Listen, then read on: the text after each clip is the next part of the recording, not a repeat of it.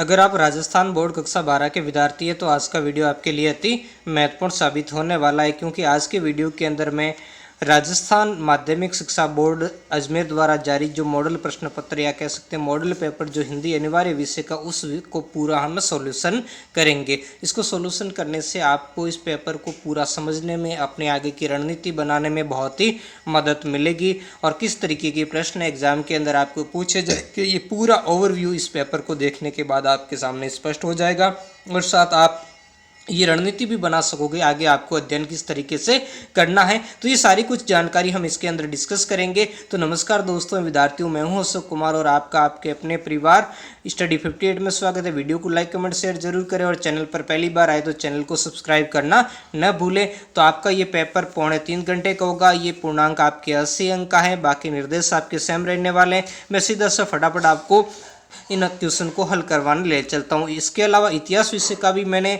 इसी तरीके से सॉल्व्ड पेपर मैंने अपलोड किया हुआ, उसे नहीं देखा तो प्लेलिस्ट में जाकर देख लीजिए, जिसका लिंक आपको आई बटन के अंदर दे दिया जाएगा। वहाँ से सीधे आप उसके ऊपर पहुँच पाओगे। तो ये एक अपठित गद्यांश आपके सामने आएगा। इस गद्यांश के आधार पर इन प्रश्नों को आपको पढ़ करके क्या करना है, उत्तर देना है। तो जैसे पहला प्रश्न इसमें पूछा, इस गद्यांश का उचित शीर्षक क्या, यानी इसका टाइटल क्या है, तो इसका सही आंसर होगा ऑप्शन संख्या ब, यानी जो राम काव्य इसका टाइटल है।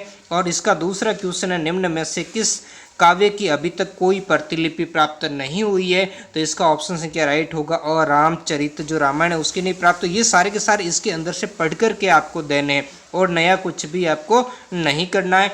और क्वेश्चन संख्या 3 है, निम्न में से कौन सा काव्य रीतिकाल के आधार पर लिखा गया है, तो इसका तीसरे का ऑप्शन संख्या ब सही होगा, राम प्रकाश। अगला चौथा है, रामचंद्रिका काव्य के कवि हैं, तो इसका ऑप्शन संख्या स होगा, यानी केशव।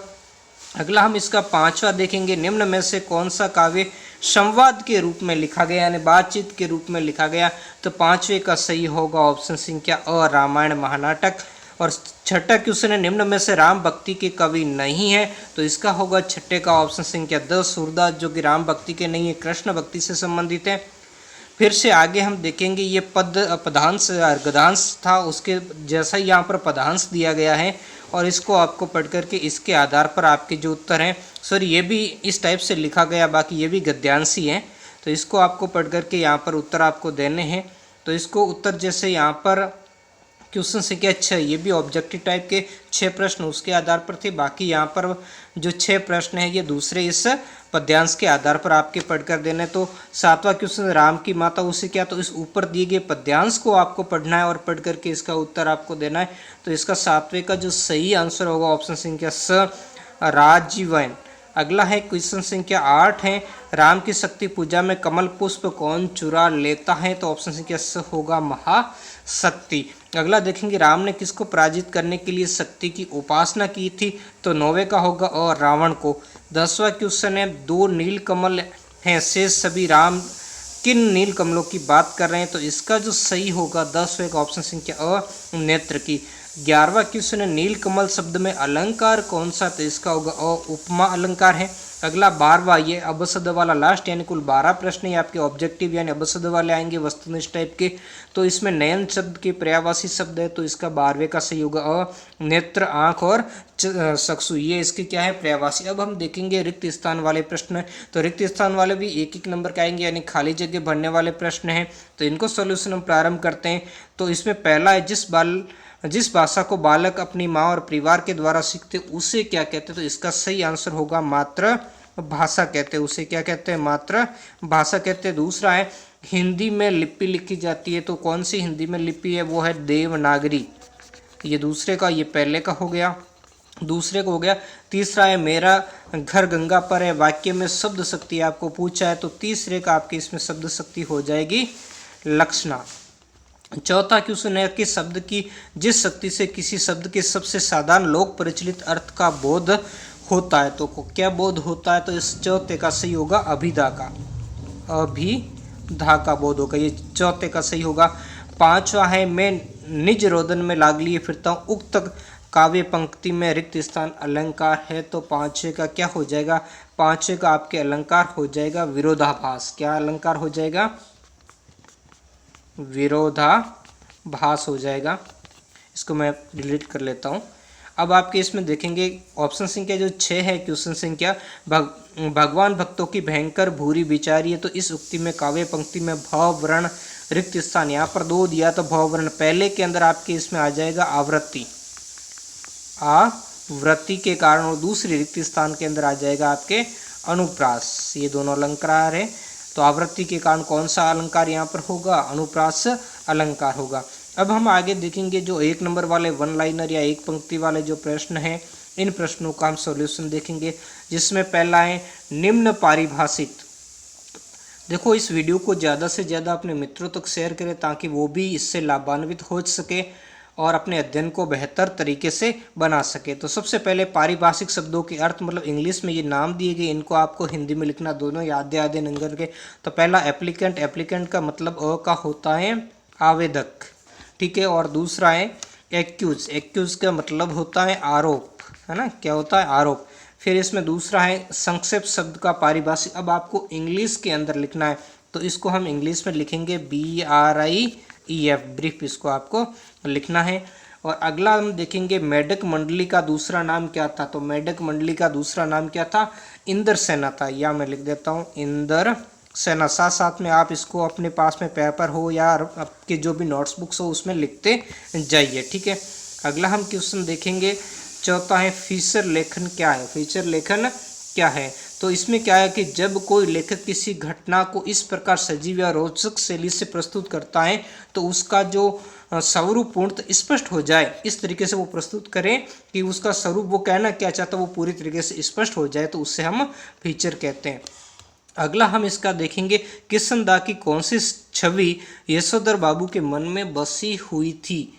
तो इसका जो हम आंसर देखेंगे कौन सी छवि के बारे में पूछा है, तो क्वेश्चन संख्या जो 5 इसका होगा कि कुर्ते पाजामे के ऊपर जो ऊनी गाउन पहने और सिर पर गोल विलायती टोपी और पांवों में उसने जो देसी खड़ाऊ तथा हाथ में एक छड़ी लिए हुए सुबह की सैर निकलते जो किशनदा की जो छवि थी, वो छवि यशोधर बाबू के मन के अंदर बसी हुई है, उनके दिमाग के अंदर वो फिट हो गई थी। अगला कौन सी बात यशोधर बाबू कभी कभी तंजिया, तंजिया का मतलब होता है व्यंग्यात्मक, यानी किसी के ऊपर व्यंग करते हैं ना, कमेंट अपनी भाषा में कहते हैं, उस कमेंट के रूप में उसको कहते थे। तो वो कैसे क्या कहते थे, यहाँ मैं लिख देता हूँ कि सम हाउ इंस्प्रॉपर तथा जो हुआ होगा आदि शब्दों को यशोधर बाबू व्यंग्य के रूप में कहा करते थे। जो हुआ होगा, इस तरीके से वो उसको व्यंग्य किया करते थे। अगला हम देखते हैं कि पाठशाला में लेखक का विश्वास क्यों बढ़ने लगा, झूठ कहानी के आधार पर आपको बताना है। तो देखो इस कहानी के आधार पर हमें क्या मिलता है कि शिक्षकों के अपनेपन का जो व्यवहार है और बसंत पाटिल से जो दोस्ती के कारण जो आनंद यादव जो लेखक है उसका विश्वास पाठशाला में बढ़ने लगा। किसके कारण, एक तो शिक्षकों का अपनेपन व्यवहार, यानी शिक्षक इस तरीके से व्यवहार करते हैं उनके साथ में कि वो अपने ही लगते हैं, उससे कोई गैर नहीं लगता, यानी कोई अलग नहीं लगता, वो उसको अपना ही परिवार जैसा मानता है। और एक जो बसंत पाटिल है उससे उसकी दोस्ती है पाटिल से, और इसी कारण उसको क्या होना, पाठशाला में उसको विश्वास लगने लगा, यानी मन लगने लगा कि ये पाठशाला कोई ऐसी अनजान जगह पर नहीं आया हूँ।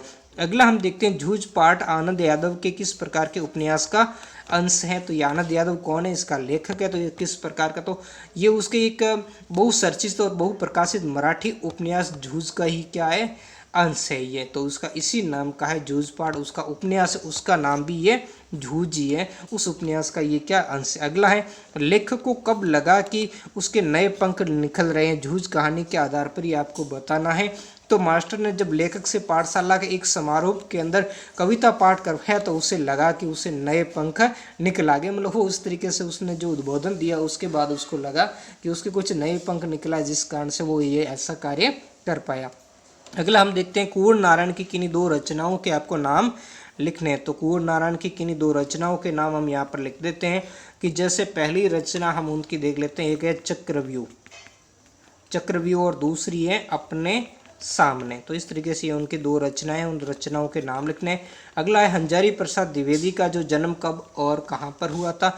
तो उनका जन्म हुआ था 1907 ईस्वी में, और उत्तर प्रदेश में कहाँ पर हुआ था, उत्तर प्रदेश के जो दुबे का बलिया जिला है, दुबे का बलिया जिले के एक छपरा गांव है, छपरा गांव के अंदर उसका क्या होता है, जन्म होता है। ठीक है, तो ये वन लाइनर आपके क्वेश्चन समाप्त हो गए। और अब जो आपके क्वेश्चन आएंगे वो आपके दो अंक, यानी अब हम खंड ब की तरफ बढ़ चले हैं। तो खंड ब के अंदर जो क्वेश्चन संख्या 14 है, जिसके 40 शब्दों में आपको जवाब देने हैं कि प्रिंट माध्यम में किन्हीं दो कमियों को आपको बताना है।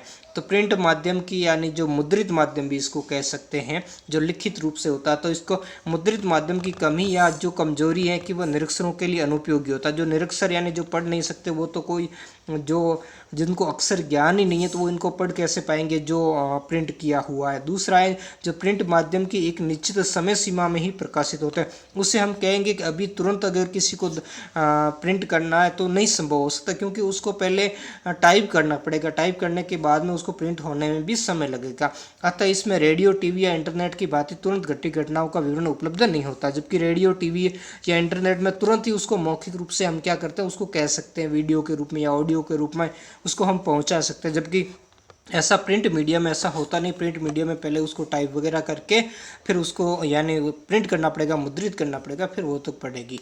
ठीक है, अगला हम 5वां देखेंगे, हिंदी में नेट पत्रकारिता पर टिप्पणी आपको करनी। तो इंटरनेट पर समाचार पत्रों का जो प्रकाशन या जो समाचार पत्रों का आदान प्रदान यानी जो लेन देन होता है को इंटरनेट हम पत्रकारिता के उसको नाम से जानते हैं। और इंटरनेट पर किसी भी रूप में समाचार या लेखों या चर्चाओं या परिचर्चाओं, जिसको डिबेट्स कहते हैं, या बहस वगैरह जो होती है, फीचर होती है या झलकियों के माध्यम से यदि हम अपने समय की धड़कन को अनुभव करने का काम करते हैं तो यही क्या है, इंटरनेट पत्रकारिता के नाम से हमें जानते हैं, जिसको इंटरनेट या हम शॉर्ट में उसको नेट पत्रकारिता के नाम से जानते हैं।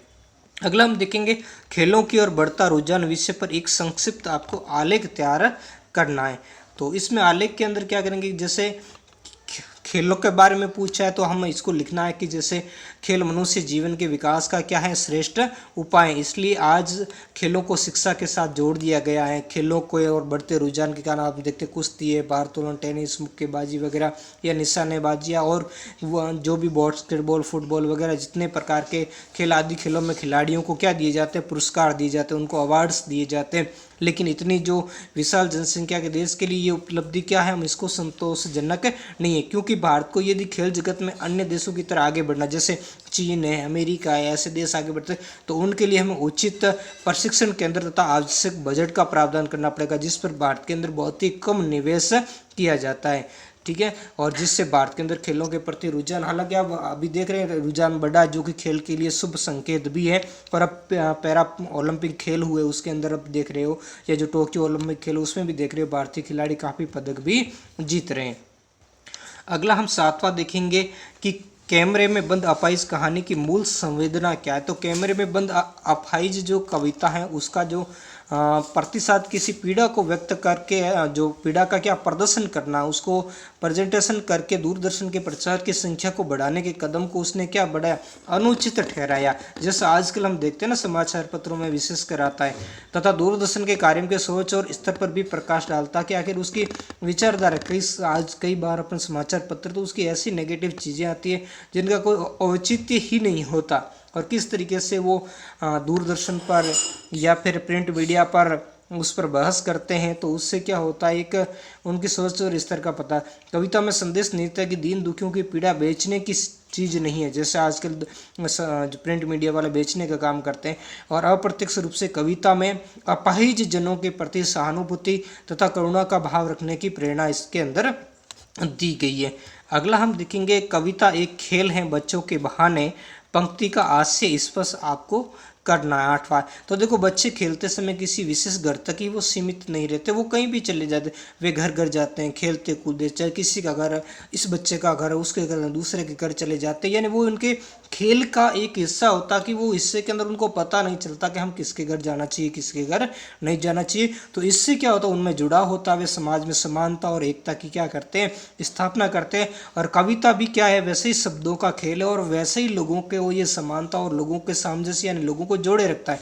कवि जैसे सभी वर्गों के भावों, विचारों, सुख दुख आदि का निष्पक्ष होकर अपनी कविता में क्या करता है, चित्रण करता है। इस प्रकार बच्चे तथा कविता है ना, दोनों ही मानव एकता का संदेश देते हैं, उनमें सामंजस्य स्थापित करते हैं, उनको जोड़ने का कार्य करते हैं। नोवा है, भगत जी पर बाजार का जादू नहीं चला। भगत जी पर बाजार का जादू नहीं चलता, इसका कारण क्यों है?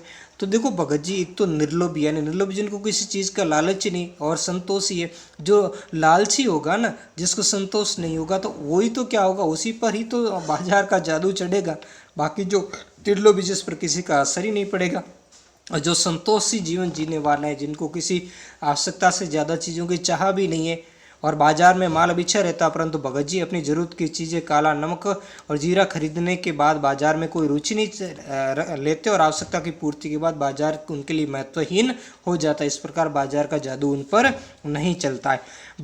भक्तिन का दुर्भाग्य भी उससे कम हटी नहीं था। कैसे, स्पष्ट आपको करना है। तो देखो, महादेवी वर्मा का ये कोटेशन है। इस कथन का आशय है कि भक्तिन पर एक के बाद एक संकट आते रहते, और उसकी बड़ी बेटी विधवा हो गई। जेठ के बेटे ने षड्यंत्र रचकर उसकी विधवा बेटी का अपने आवारा जो साला था उसके साथ में विवाह करा दिया। घर की आमदनी भी उसकी घटती गई, यानी घर की उसका जो आय है वो घटती चली गई। लगान यानी जो टैक्स जमा न होने से जमींदार ने भक्तिन को धूप में खड़े रहने का एक अपमानजनक काम किया था। जो उस समय रियासती काम में ऐसा होता था, लोगों को अपमानित करती है। अंत में भक्तिन गांव छोड़कर शहर में क्या करती है, नौकरी करने के लिए चली जाती। तो ये सारा कुछ आपको इसमें लिखना था। अगला, हम यशोधर बाबू को घर जल्दी लौटना पसंद नहीं था। क्यों, इसका कारण स्पष्ट आपको करना। क्योंकि यशोधर जो बाबू है वो अपनी गृहस्थी से प्रसन्न और संतुष्ट नहीं थे। अपने बच्चों और पत्नी के अपेक्षापूर्ण व्यवहार से वो मन ही मन दुखी रहते थे। यानी उनका जो पत्नी और बच्चों का ऐसा व्यवहार था कि वो उनको घर की ओर आकर्षित नहीं करते थे। वो चाहते थे कि थोड़ा समय और घर से बाहर रहूं तो वो ठीक रहे।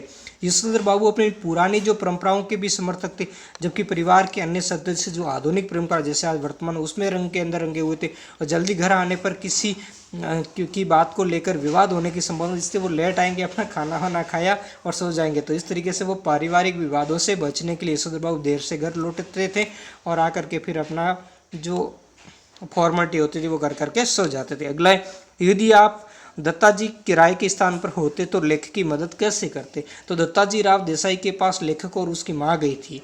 उसने लेखक को पढ़ने के लिए विद्यालय भेजने के लिए दादा को कहने के लिए कहा था कि आप कहिए, ताकि वो उनको पढ़ने के लिए क्या करे, भेजे दादाजी को।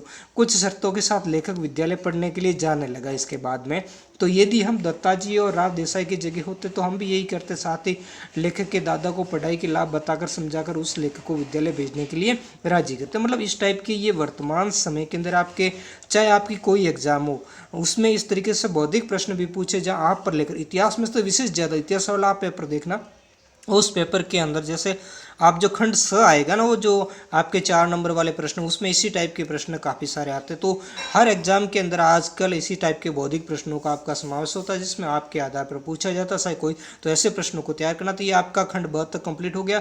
अगले वीडियो का इंतजार कीजिए, आगे वाले क्वेश्चन को मैं अगले वीडियो में सोल्यूशन देने का प्रयास करूंगा। वीडियो कैसा लगा मुझे आप कमेंट करके जरूर बताएं, क्योंकि जितना आप कमेंट करोगे उतना ही मैं ज़्यादा आपके लिए इंप्रेसिव होगा, और ज़्यादा आपके लिए अधिकतर वीडियो लेकर आने का प्रयास करूँगा, और भी ज़्यादा आपके लिए नए नए मॉडल पेपर भी बनाकर लाऊंगा। लेकिन ये आपके ऊपर निर्भर है कि वीडियो को ज़्यादा लाइक कमेंट शेयर करें, और ज़्यादा से ज़्यादा आप कमेंट करें, और आप मुझे कमेंट करके ये भी बताएं कि अभी आपको पहले किसका मॉडल पेपर चाहिए या नहीं चाहिए। तो आज की वीडियो में इतना ही, मिलता है नेक्स्ट वीडियो में नए टॉपिक के साथ। धन्यवाद।